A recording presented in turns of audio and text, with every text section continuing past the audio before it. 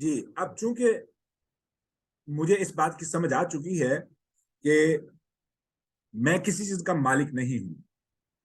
مثال کے طور پہ میں نے اس کی ایک اور مثال دیتا ہوں جو کہ بڑی اہم ہے, سمجھنے کے لائق ہے.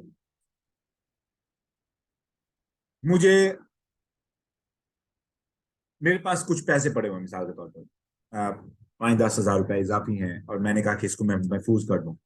تو میں نے جا کے بینک میں رکھ دیے, یا کسی دوست کو جو بڑا ایماندار ہے اس کو امانتاً میں نے اس کو پکڑا دیا. اگر تو وہ ایماندار ہے, کیا وہ کبھی سوچے گا یہ پیسے میرے ہیں؟ کبھی نہیں سوچے گا یہ میرے پیسے. ایک چیز.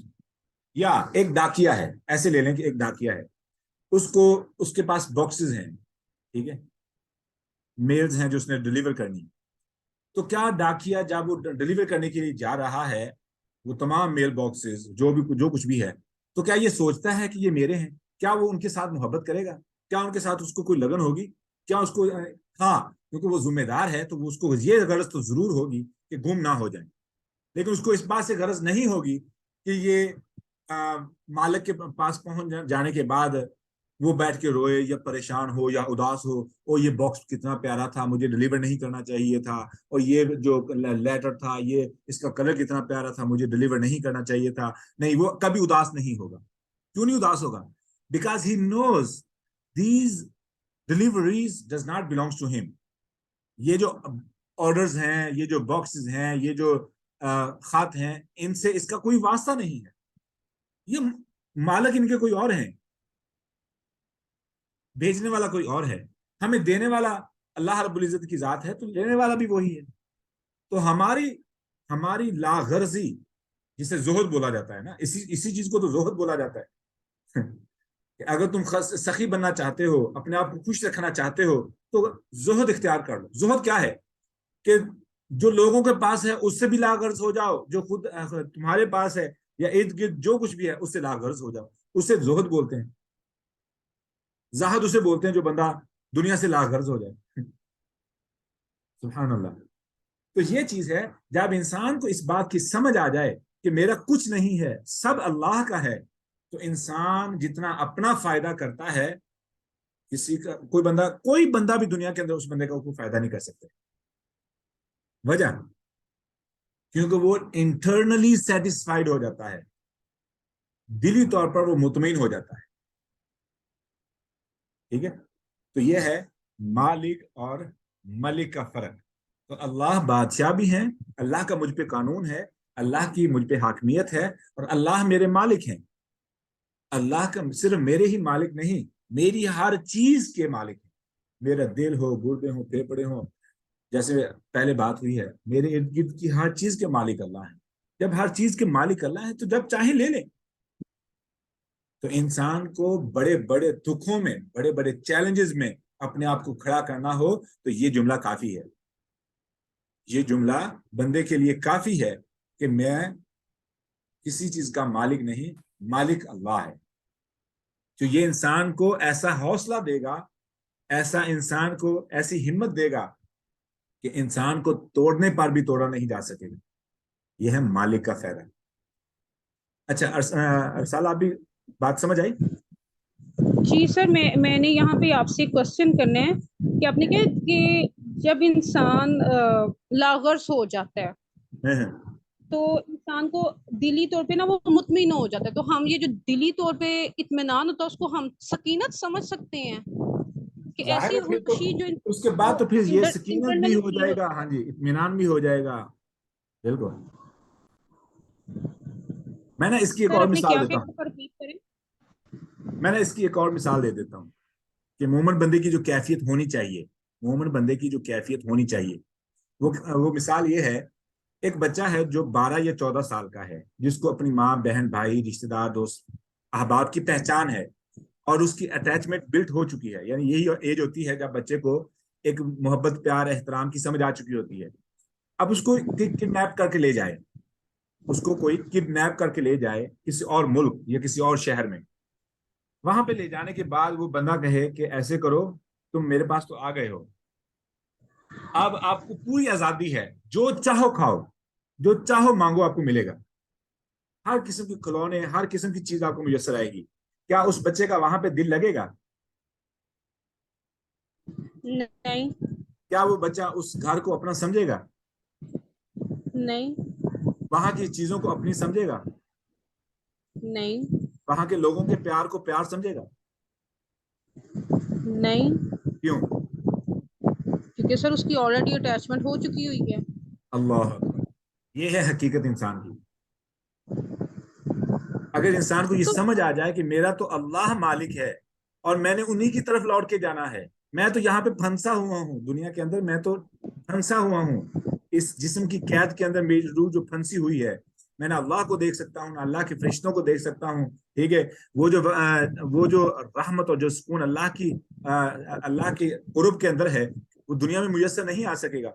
ایسے بندے کو کیوں دنیا کی کسی چیز سے پیار ہوگا؟ رسول اللہ صلی اللہ علیہ وسلم نے اسی لیے تو فرمایا میری مثال ایک مسافر کی سی ہے. تو مسافر کب مسافر خانے سے پیار کرتا ہے؟ کب مسافر خانے میں بیٹھے لوگوں سے پیار کرتا ہے؟ کبھی بھی نہیں. کیونکہ اسے پتا ہے کہ he has to go through, he just has to move on. اسے نکلنا ہے. ٹھیک ہے، تو بالکل ہماری مثال ایسے ہونی چاہیے جیسے کہ اس بچے کی. اب وہاں پہ کوئی مرے گا تو وہ روئے گا نہیں، خواہ وہ خیال کرنے والا بندہ کیوں نہ ہو، خواہ وہ خیال کرنے والے کی ماں ہو، خیال کرنے والے کی بہن ہو، بھائی ہو، کوئی بھی رشتہ دار ہو، چوکی دار ہو، کوئی بھی ہو. اس کو پتا کہ میرا تو یہاں پہ کوئی ہے ہی نہیں، میرے تو سارے پیچھے ہیں. اور سر اصل کون ہے؟ میرا اللہ تعالیٰ. سر پر میرا آپ سے ایک کوشچن ہے، تو پھر کیا انسان، اللہ تعالیٰ جو انسانوں کو محبت دیتے ہیں، ہاں جیسے جی، ماں کو اپنی اولاد سے، خاوند کو ہاں جی، اپنی بیوی سے، یا بیوی کو اپنے ہسبینڈ سے، یا بہن بھائیوں کے درمیان ہوتی ہے، یا دوستوں کے درمیان ہوتی ہے، ہاں جی. تو پھر کیا یہ محبت بھی اللہ تعالیٰ آزمائش کے طور پہ دیتے ہیں؟ زين للناس حب الشهوات من النساء والبنين والقناطير المقنطرة من الذهب والفضة والخيل المسومة والأنعام والحرث ذلك متاع الحياة الدنيا. لوگوں کے لیے خوبصورت بنا دی گئی ہے شہوات کی محبت، عورتوں میں سے، بیٹوں میں سے، جمع کیے ہوئے خزانوں میں سے، من الذهب والفضة، سونے چاندی کے خزانے یعنی بینک بیلنس، والخیل المسوماتی، مہنگی گاڑیاں، تو اس وقت تو چوپائے تھے نا، گھوڑے تھے، والانعامی، پالتو جانور، بھینس سے بکریاں، ٹھیک ہے، والحرث، اور زمین، کھیتیاں، پہلیاں، ان سے پیار ہے. یہ ان کی محبت آزمائش ہے، خوبصورت بنا دی گئی ہے. جبکہ والذین آمنوا اشد حبا للہ، ایمان والے وہ لوگ ہیں جن کی سب سے زیادہ محبت کس سے ہو؟ اللہ سے ہو. اللہ. تو یہ چیز ہے. مالک یوم الدین، میرا مالک، میرا مالک، میرا بادشاہ اللہ ہے.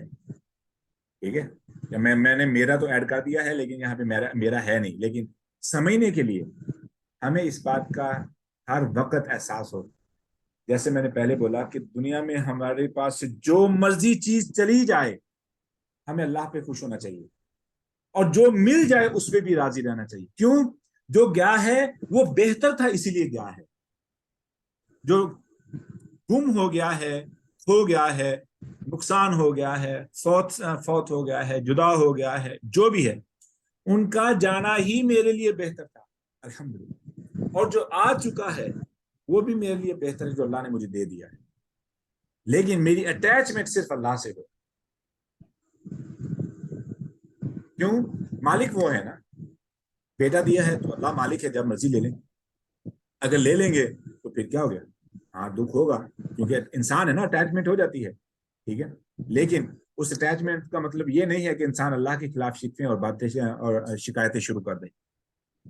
ٹھیک ہے، ہاں بیٹا ہے، بیٹی ہے، خامد ہے، بیوی ہے، والدین ہیں، نکاح ہے، طلاق ہے، اولاد کا ہونا ہے، اولاد کا نہ ہونا ہے، کسی رشتے کا آنا ہے، کسی رشتے کا جانا ہے، کسی چیز کا آنا ہے، کسی چیز کا جانا ہے. انسان کے ذہن میں یہ ہونا چاہیے کہ میں مالک ہوں ہی نہیں. کیوں؟ انا للہ و انا الیہ راجعون، ہم تو ہے ہی اللہ کے. جب ہم سب اللہ کے ہیں تو اللہ کی طرف لوٹ کے جانا ہے. تو دراصل میں اپنے آپ کو یہ ریمائنڈ کروا رہا ہوں، یہاں پہ کچھ بھی نہیں ہے، یہاں پہ کچھ بھی فائدے کا نہیں ہے. جو حقیقت ہے وہ اللہ کے پاس ہے.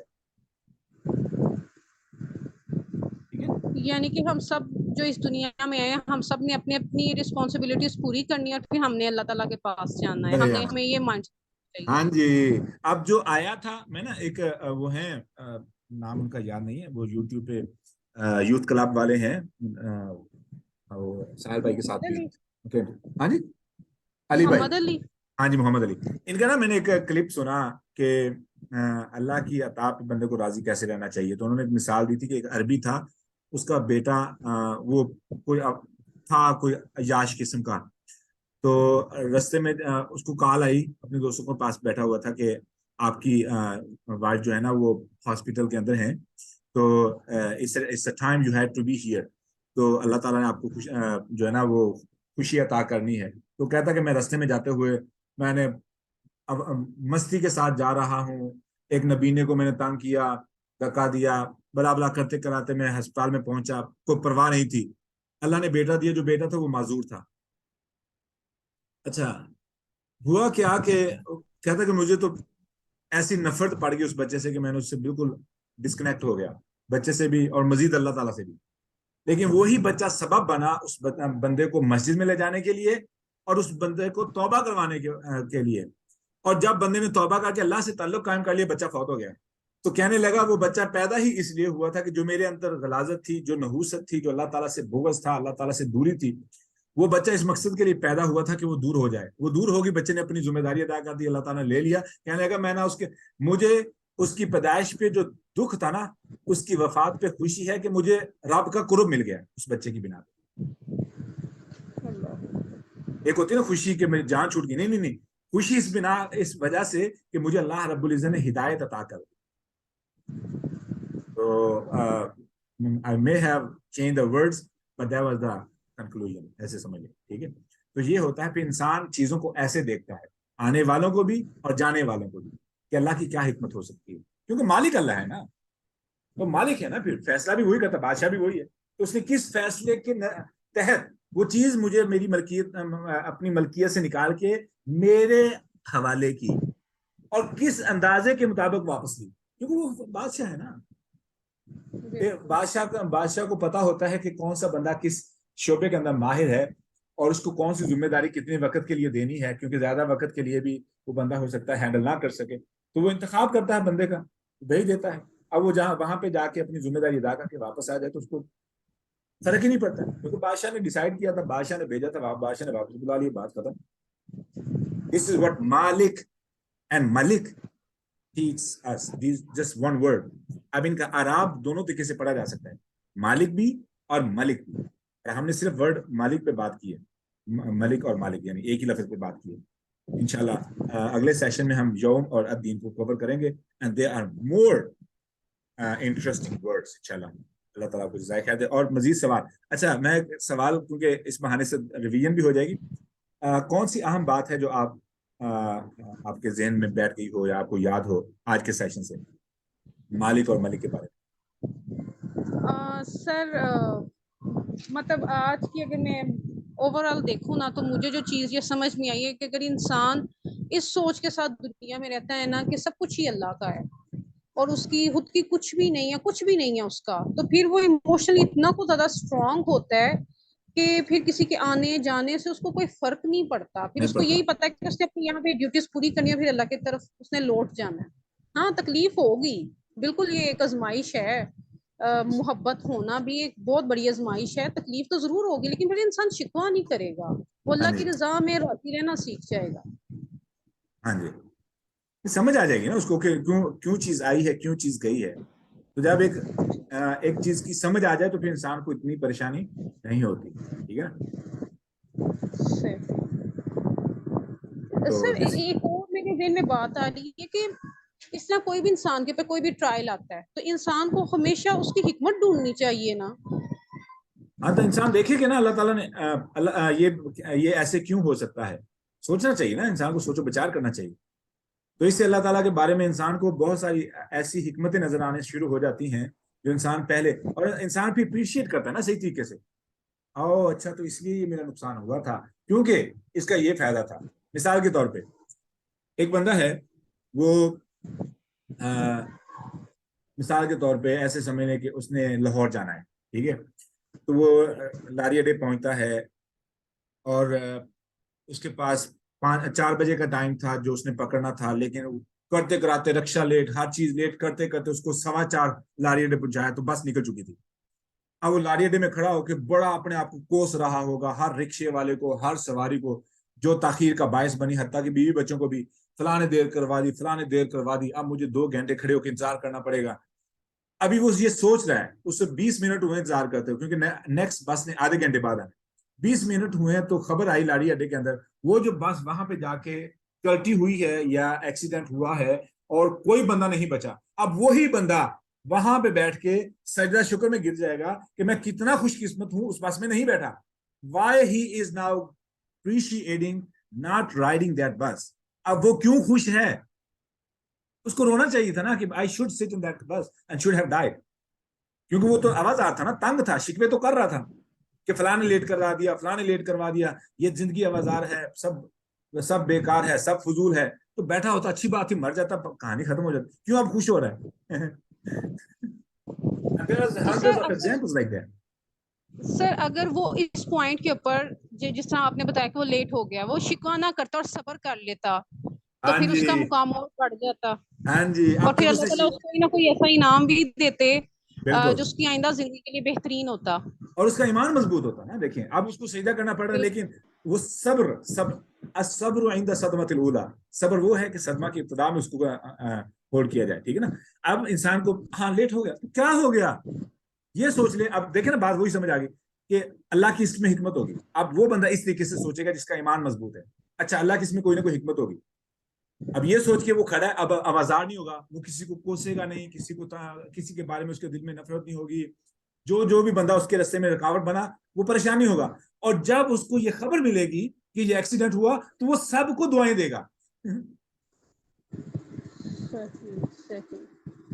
وہ اپنی بیوی کا کال کر کے شکریہ ادا کر, اچھا کیا آپ نے ناشتہ لیٹ کر دیا. وہ کیا ہوا, آپ تو بڑے خفا تھے.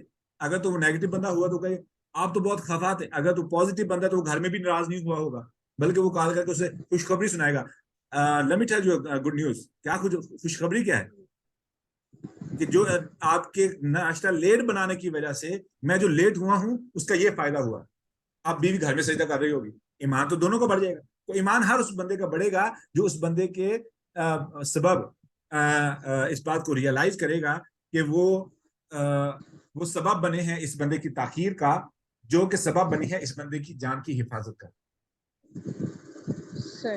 How deep it is. جزاک اللہ سر, آج کا سیشن ویسے بڑا زبردست رہا ہے. اللہ تعالیٰ جزائے خیر دے. الحمدللہ. See you next Sunday انشاءاللہ. اور جتنے لوگوں کو آپ انوائٹ کرنا چاہیں کر سکتے ہیں انشاءاللہ. This session will be totally free انشاءاللہ. سر کائنڈلی ریکارڈنگ ضرور شیئر کر دیجیے گا گروپ میں, وہ پھر میں ڈفرینٹ گروپ میں دیکھوں گی نا تو خود بہت لوگوں کا پھر انٹرسٹ ڈیولپ ہو جائے گا. انشاءاللہ.